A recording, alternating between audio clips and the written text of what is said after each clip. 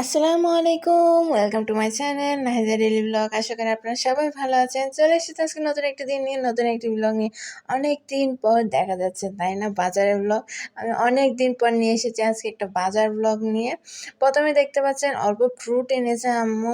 এখানের মধ্যে আঙ্গুর ছিল, আপেল ছিল। যেহেতু আমরা দুইজন মানুষই, সেই কারণে বেশি জিনিস আনে না, কারণ ইদানিং দেখা যায় যে বেশি জিনিস আনলে সেটা নষ্ট হয়ে যায়। তাছাড়া এখানে একটা বিটরুট এনেছে, যেহেতু আমি ডায়েট করছিলাম, কিন্তু ডায়েটটা এখন বাদ দিয়ে দিয়েছি, কারণ আমার দ্বারা দেখে হচ্ছে না। হার মেনে নিয়েছি, যে একটা কথা আর কি সেটা। তাছাড়া এখানে ইসবগুলো এনেছে, মিক্স যেটা পানীয়ের জন্য মিক্স করে খাইয়ে, ওটা নিয়ে এসেছে। তাছাড়া দেখতে পাচ্ছেন এই বিটরুটটা নিয়ে আমি কত খেলা করছি। তাছাড়া এখানের মধ্যে ধনেপাতা এনেছে, শাক এনেছে, কাঁচামরিচ এনেছে। এই তো অল্প স্বল্প এগুলোই বাজার ছিল। তাছাড়া এনেছে এখানে টমেটো, শসা, এগুলো এনেছে। আর নিয়ে এসেছে লেবু। এখন যেহেতু অনেক অনেক গরম পড়ছে, লেবুটা অবশ্যই প্রয়োজন।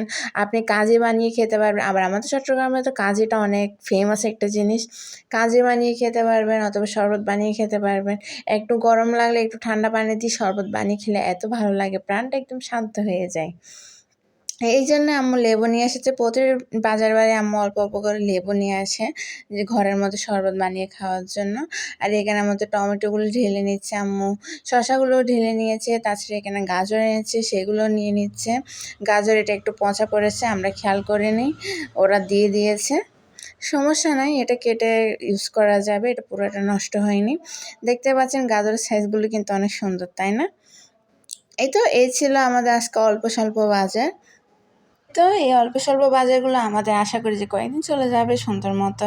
তাছাড়া গাজর আমাদের এনেছে হলো বিভিন্ন ধরনের সমোসা বানিয়ে রাখি, আমরা নাস্তা বানিয়ে রাখি, ডিপ ফ্রোজেন করে রাখি, এই কারণে।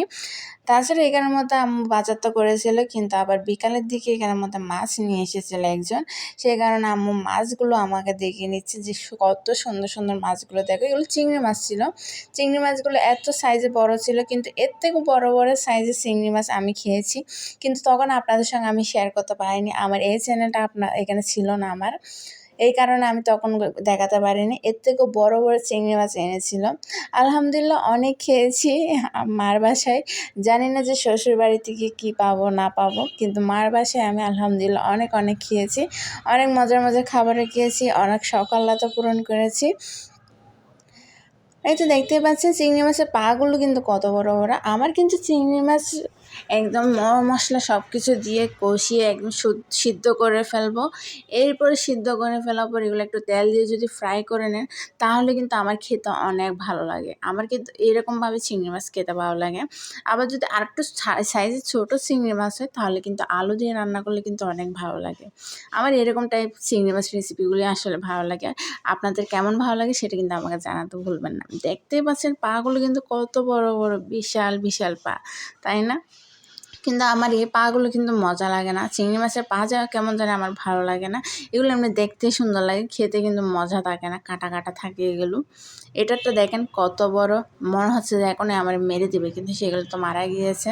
এখন আমি এগুলো সবগুলো ফ্রেশ করে নেবে, মানে কেটে নেবে, কেটে এগুলো ধুয়ে একদম ঠিক করে নিয়ে নেবে। নেওয়ার পর এগুলো ফ্রোজেন করে রেখে দিবে। এগুলো একদম অনেক মাস পর্যন্ত ভালো থেকে যায় ডিপ ফ্রোজেন করে রাখলে।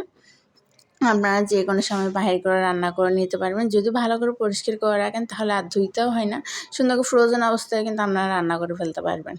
আমি কিন্তু করেছি কয়েকবার, সেজন্যই বলতে পারছি। আমরা কিন্তু একটু ভালো মতো করে ক্লিন করে রেখে দিই। এই কারণে যখনই প্রয়োজন পড়ে তখনই হুটহাট করে বাহির করে সিদ্ধ করে, মানে মশলা সব কিছু সিদ্ধ করে ফ্রাই করে ফেলি, হঠাৎ যদি গেস্ট আসে। এই ছিল আমার আজকের ব্লগ। আশা করি আপনাদের সবার ভালো লেগেছে। চলে আসবে আর নতুন নতুন ব্লগ নিয়ে আপনাদের জন্য। আল্লাহ হাফিজ।